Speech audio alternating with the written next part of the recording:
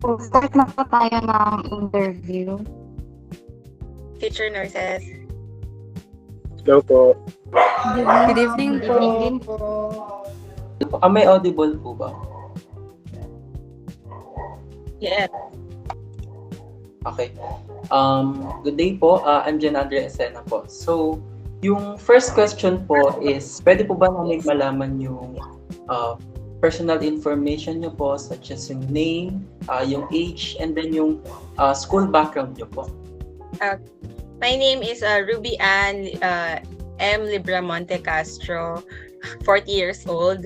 And I'm an alumna of PLP, Pumantasan Luzon ng Pasig. And I'm kaya soon magiging colleagues tayo. So I'm also acquainted with Pasig LGU. So I'm now a public health nurse.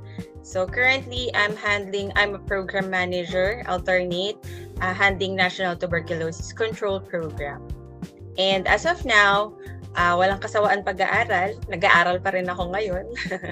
I'm taking up my master's degree on public health administration. Okay. Next question naman po is, any family history po ba or background po relating to business, or meron po ba kayong background na nag-push po sa inyo na gawin yung business nyo po right now? So, wala akong background ng business kahit sa family ko. Never talaga may nag-business. So, lahat ng natutunan ko regarding entrepreneur, lahat yon from scratch. Learning through hard work din, yan, na matuto sa iba. How to start a business or an entrepreneur wellness. So, good evening po. I'm Manuel Agrin po. So, yung question ko po, curious lang po kung ano po yung naging inspiration niyo po behind the business po. Okay. With a wellness entrepreneur kasi, hindi din naman siya naiiba with nursing. So, as we know, syempre with nursing, ang focus kasi ng nursing, lahat alam natin is to treat, di ba? But medyo na-neglect natin yung part is how to prevent, which is we learned that from our primary health care or primary health nursing. So, with my wellness entrepreneur, na-realize ko na preventing illnesses is much important, is also important din, as well as treating our patients. So, marami akong clients, marami akong na-meet dito who's struggling with unhealthy lifestyle. So, of course, poor nutrition, so mga obesity and the malnutrition. I think that doon kasi nag-start din yung diseases. Like, for example, diabetes, di ba? Saan siya nag-start? Poor or unhealthy eating habits talaga siya, which is mataas ang sugar intake. Yun lang alam natin doon, no? But siguro through my wellness entrepreneur, makakatulong ako how to prevent it by promoting health education, by promoting healthy diet or active lifestyle. So that's the inspiration na mag-clean on to preventive illness. As ko lang din po, ano naman po yung history niyo po as an entrepreneur nurse po and yung evolution po ng business niyo po up until now po?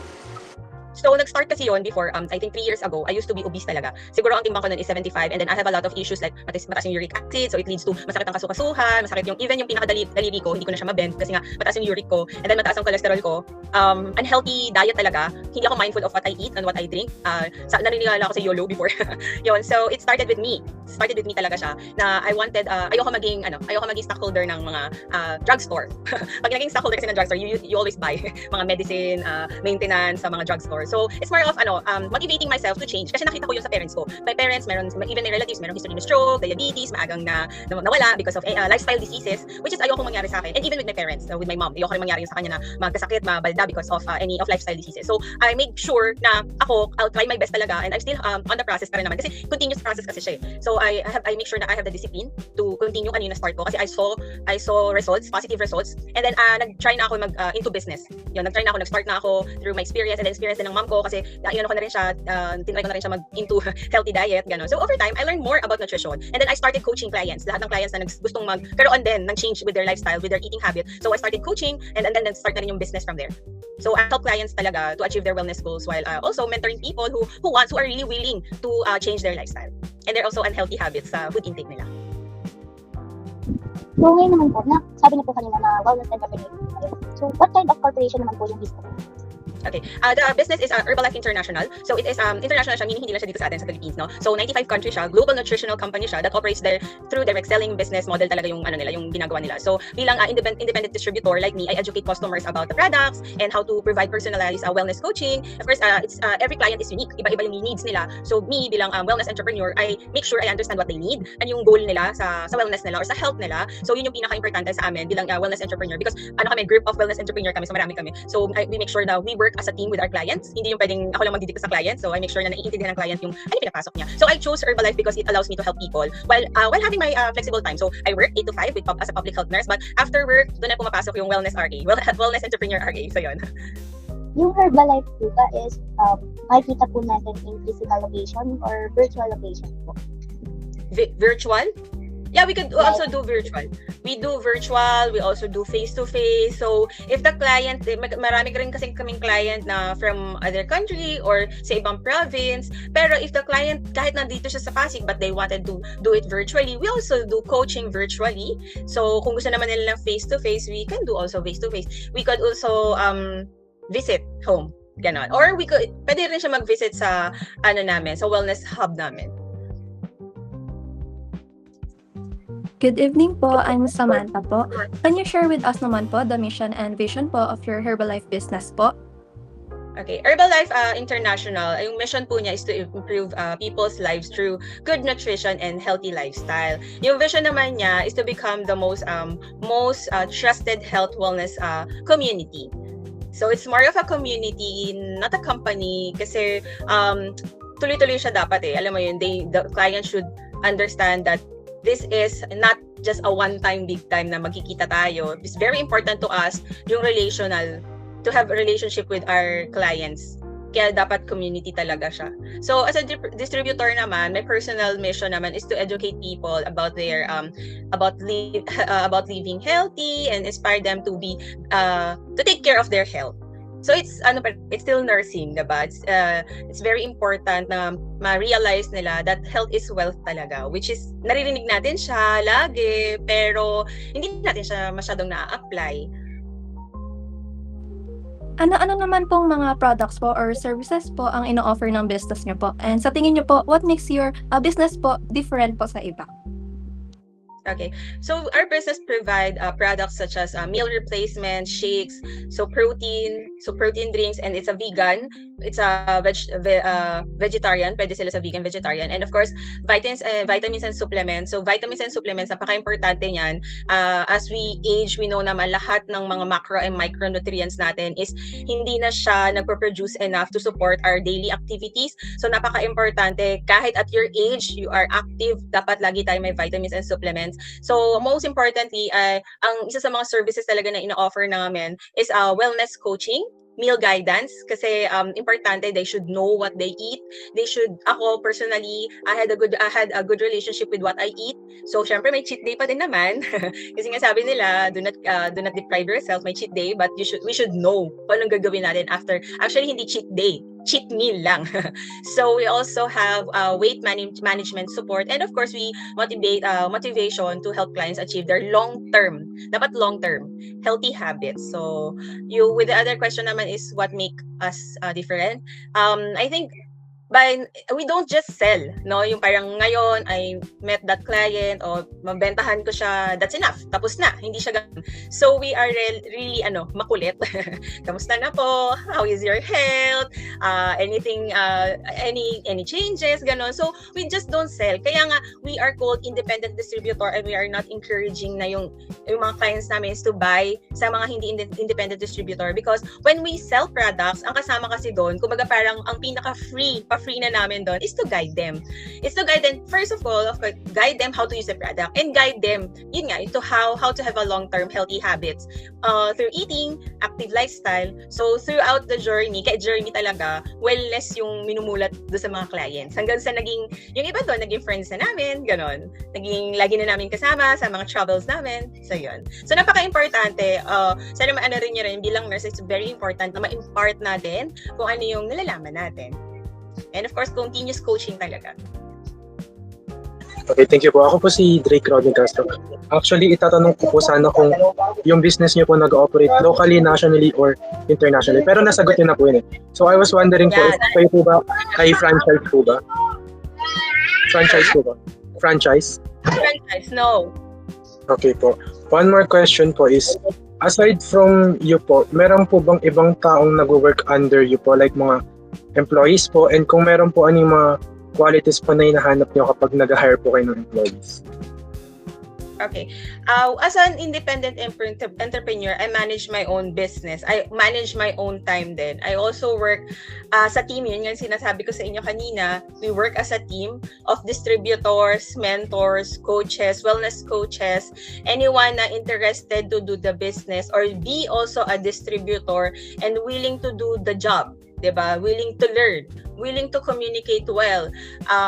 Of course, yung pinaka-importante doon is have a genuine desire to help help other people na ma-improve yung health nila. Good evening po, I'm Araceli Felix po. Paano niyo po karaniwang pinapakilala or pinopromote po yung business sa mga tao? Particularly po bang gumagamit kayo ng social media or flyers po? Yeah, yung social media, laging posting sa social media, lifestyle, advices or the products. We also do flyers. Nagpa-flyers din kami. And then we do wellness campaign like kami, team of Pasig, punta kaming Bulacan because we also have a teammate there. So pupunta kami doon, we do the wellness campaign. Mahilig kami magsalita, mang-share ng about wellness. And of course, word of mouth na like halimbawa, we have a client na nag-improve sila but they don't want to do the business, they just want to have a healthy and active lifestyle. It's okay if they don't want to do the business, but through word of mouth, yan si RA kilala ko. Yan, magpa-coach ka dyan. Okay nga, ganon. So we accept referrals, we share to other people kung sino yung gustong gumawa ng business. Yan. We also do stickers. Yan, nagdidikit kami ng stickers. Flyers. Yan. Next question po, in-source po ba ninyong ginagamit ng yung pag-aayos po ng taxes or legal papers or nagpapatulong po kayo sa mga external professionals like accountant or attorneys po? Okay. So with that, wala akong personal accountant and lawyer, no? Even our team. But because we are an international company, we have a corporate team. Sila yung it comes with legalities, taxes. So sila na yung bahala doon. So meron din naman na mangyayari na lumabag sa batas and all. So si corporate team yung humahawak ng mga ganong klaseng issues. But definitely we pay our taxes. Yon. Good evening po. I am Orsi Hernandez naman po. Ang question ko po is, ano naman po yung araw-araw na responsibilities niyo po bilang isang business owner? Bilang wellness entrepreneurs, of course, it's very important sa akin na makamusta, ma-follow up yung clients. Kasi nga sabi ko nga sa inyo, this is not just a one-time, big-time bili ka. So, it's very important to know, kamustahin, okay na po ba yung pakiramdam nyo? Are you achieving your goals pagdating sa weight loss nyo or weight gain nyo? Or we follow up. I follow up my clients, and of course meron mga, since I'm doing social media posting, may mga wellness inquiries, ganon. So of course we also provide coaching, nutritional coaching. Yung iba yung mga inquiries nila nagli-lead na sa coaching, ganyan. So we also create mga social media content. Kaya if friend nyo ako, minsan makapalitan, ano ba tong nurse na to, puro products niya. Oh well, that's our way of doing our business. So of course we also process products. So halimbawa may mga clients kami na umorder ng products namin, so we process that products then. And then yung corporate team, sila na nagde-deliver mismo dun sa client namin. So pwede din naman ako, ganon. So I attend also trainings, personal development sessions, which is very, very important for me kasi nga wala akong background with business, wala akong background with personal development sessions, walang ganun. I got it from the business itself, from the company itself. So of course, napaka-importante din that me bilang wellness coach or wellness entrepreneur, is very important for me to learn and continue learning about health, about nutrition, and of course even about leadership. Kasi nga we are coaching clients. Good evening po. Ako naman po si Allison. Yung question ko naman po, paano nyo po hina-handle yung mga setbacks or like yung issues po if nagkakaroon man po sa business nyo or like shifting market demands, paano nyo po yung hina-handle? So, yung mga challenges, there's always a challenges naman, no? In every business, lagi may challenges.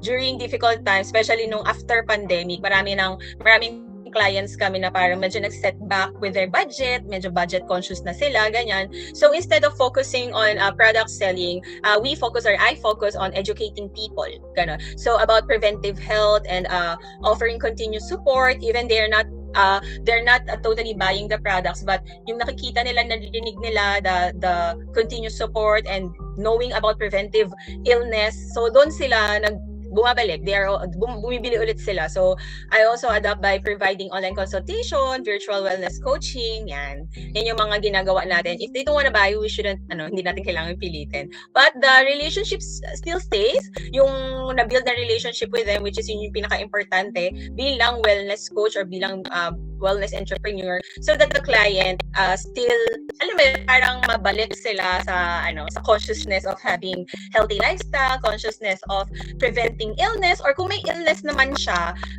ma-prevent na lumala yung illness na yun, na lumala or mag-lead into stroke or ayun ganon. So yun yung mga ginagawa natin. Hello po, I am Adrian naman po. As a wellness entrepreneur po, how do you reject or turn down po a client's request po? Anong request yan? Depende sa request. Like nireject po nila yung idea ng continuous support po or yung coaching po. Okay. So, as a nurse and as a wellness entrepreneur, of course, we always prioritize yung client safety pa din. Parang patient safety pa din. So, napaka-importante sa akin. So, when they said no on continuous coaching or continuous support, it's okay. It's okay lang. Okay lang yun. Kasi once na, it's very important lang sa akin that they know that RA is a wellness coach, that RA is a wellness entrepreneur. Importante lang sa akin that they know, para if ever may maramdaman sila, si RA yung hahanapin nila. Parang ganon. So, it's about awareness. It's about promoting myself that I am a wellness and coach. You can come to me whenever you have issues again. So, if ayaw na nila, it's okay. We still have to respect it. So may mga ganon talagang nangyayari na mga sa amin, sa clients namin, marami na nangyayari na mga so we just have to say that we understand their concern. However, if you don't want to continue our service, we are still here. Parang just give them assurance. Even to your patients, no? Just give them assurance na babalikan mo sila. Ganon. Next question po, where does the business attribute its ultimate success? Or paano nyo po masasabi sa business nyo na success po yun? Okay. First of all, I believe yung success talaga na nasa gawa natin yan. It's always with your action, with your plan, action, consistency, and what you do, continuous learning, of course, genuine caring sa people, and of course, napaka-importante that naniniwala tayo there's someone higher than us. Kaya meron tayong gantong mga klaseng blessing. Because every client sa amin, every client sa akin, okay? Every client that said yes and every client that said no is a blessing for me. Okay? So, napaka-importante that we ask. For me, it's very important for me to ask guidance from above. Kung ano man po yung tawag natin sa nakakataas sa atin, Jesus, Allah, or whatever. So, building trust also and maintaining relationship also helped me grow. Pag nakikita ko yung isang client ko stayed, na parang nandyan pa rin siya, naniniwala sa akin sa mga sinasabi ko, and naniniwala sa company, sa mission ng company, I think yun yung success para sa akin. Hello po, I am Rosemary. And last question na po, ano po yung piece of advice nyo sa mga nursing student who wants to start their own nursing entrepreneurial endeavor po? Thank you. Okay. So, of course, never stop learning. Kahit ako, di ba, I'm graduate, nurse na, I'm still into masters. But aside from that, attending leadership and development, personal development is very important kasi yung mga personal development, character development, hindi mo maririnig sa school yan. Aminin natin. Tama ba? Maririnig natin yan sa school, pero minimal lang. Okay? Wala tayong subject. May subject na ba ganon? Kasi entrepreneur subject, wala kami dating yan eh. So, napaka-importante that we never stop learning.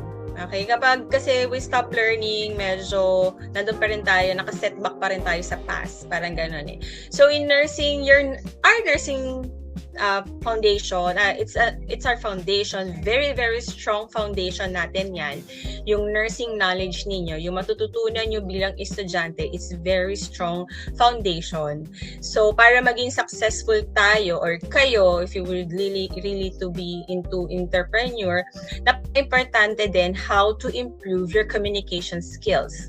Kasi if you're an entrepreneur, kahit ano pa mang business yan, wellness man yan, money man yan, kangkong man yan, kahit anong tinitinda mo, you have to communicate your product. Kahit nga yung mga nag-host, diba? Yan, kahit nga anong itinda mo, it's very important we improve our communication skills, our leadership. Kasi pag sinabi nating leadership, it doesn't mean naman na laging kailangan may mga tao under you eh. Laging dapat there's someone below you. No, you still have to learn about leadership sa iyo, sa sarili mo, sa family mo, and once you have your team, sa business mo o sa entrepreneur nyo, you could apply that, yung natutunan mong leadership. And of course, it's very important to have the discipline. Disiplinado kayo in what you want, in what you do, and it's very important. And yung pinaka-importante sa akin is yung willingness to improve. Improve yourself in what you do bilang estudyante, bilang anak, bilang kung eventually magkaroon kayo ng husband, magkaroon kayo ng wife, or maging parents kayo. So it's very important na that you're very, very willing to improve yourself. And of course, remember that that entrepreneur is not just about earning income. Yung iiwan ko sa inyo. Mahaba pero kayo na pong bahalang umintindi. So, yon. So, you have to learn more. Never stop learning. Okay? Did I answer your question? Thank you so much po for sharing your journey, your business. Pati po yung advice niyo po para sa amin. Mag-take po tayo ulit ng isa po pong picture.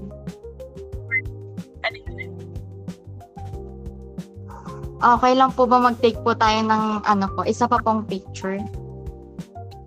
Sige. Okay. Sino pong pwedeng mag-screenshot?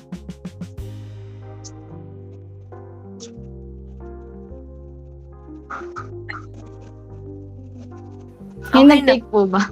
Yes, okay na po. Thank you so much. Thank you. And good luck. God bless everyone. See you soon, mga colleagues. God bless you all. Bye. Thank you po. Thank you po. Thank you po.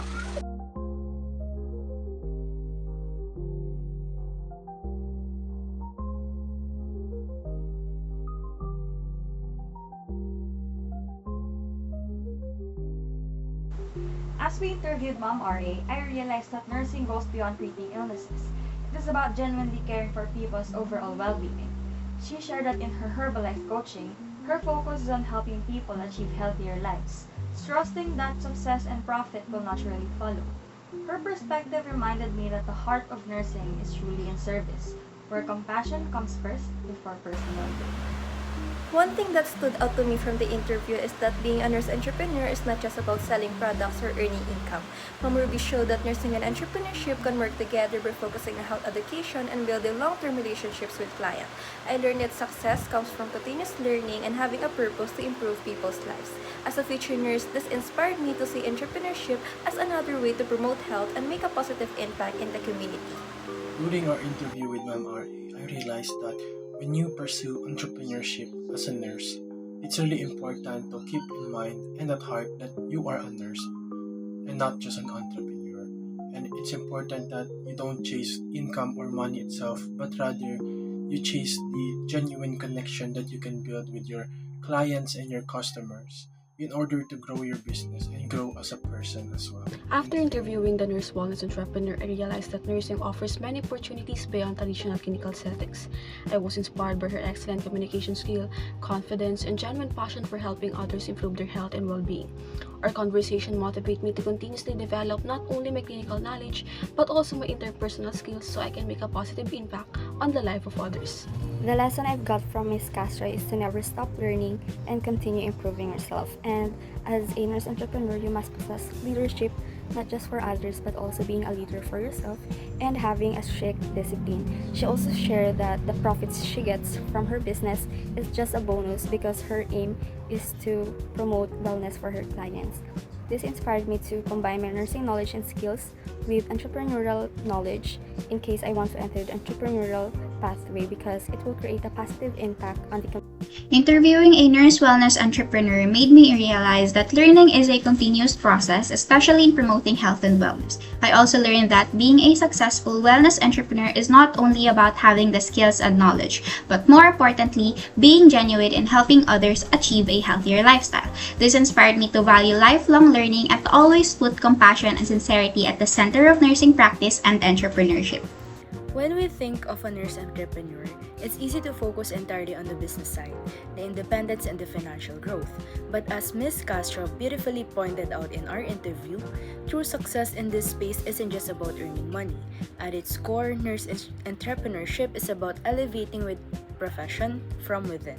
So the top priority remains the guidance, mentorship, and unwavering support we provide to our fellow patients and nurses. So by building businesses that lift up other healthcare professionals, we aren't just about creating the revenue, but we are strengthening the very backbone of the healthcare. After hearing her journey, one thing that I learned from her is entrepreneur allows us to give service, creating values and positive impacts on other people's lives. Also, in entrepreneurship, good leadership is important not just to handle other people, but also ourselves, and as well as communication skills, discipline, and willingness to improve ourselves will help us to succeed in our business. After the interview, I can really see her passion in not only being a nurse, but also being an educator, not only to her family, but also dun sa mga tao na nakapaligid sa kanya. Natuturuan niya yun based sa knowledge niya or based sa mga experience na nangyari niya sa kanya. Like, sinasabi niya na health is wealth, na lagi nga natin naririnig, pero yung mga tao, sometimes hindi nga nila na-apply ito sa sarili nila. Also, one of the reasons bakit rin siya naging nursing entrepreneur and pinopromote niya yung business niya. Also, one thing I learned na that handling your own business is one of the really good traits na dapat meron ka as an entrepreneur because you'll have to handle your patients at your job, then ibang patients naman after your shift. It really takes a big time and effort being a nurse and an entrepreneur. And here's my key takeaways on the interview that we had with Miss Robbie Ann Castro. She is a wellness entrepreneur as well as a nurse. So for me, being a nurse is such about a responsibility or doing your tasks on clinical area. Being a nurse, using your knowledge and skills can start to be a businesswoman too, or a businessman, or being an entrepreneur. And it is not about gaining or earning money from your customers, but it starts in you, your purpose, why you do this. Like me, I learned that I study nursing, but in the future, after that, what will be I be? I'm just going to be just a nurse. But after that interview, I realized that there's so many opportunity than being a nurse. You know, there's some like you can be an entrepreneur. You can inspire others, not just gaining money or earning money, but telling your story to inspire others. And on that way, you can be a natural leaders and innovators that can reshape our industry in the future to much better. After the interview, it made me realize that nurses can make differences not only in the hospital, but also into innovation as well as the services that they offer. It inspires me to work hard, continue learning, and explore my creativity on my own. It also made me realize that I can help people not only by the care that I give, but also the services that they can avail so that they can help themselves improve.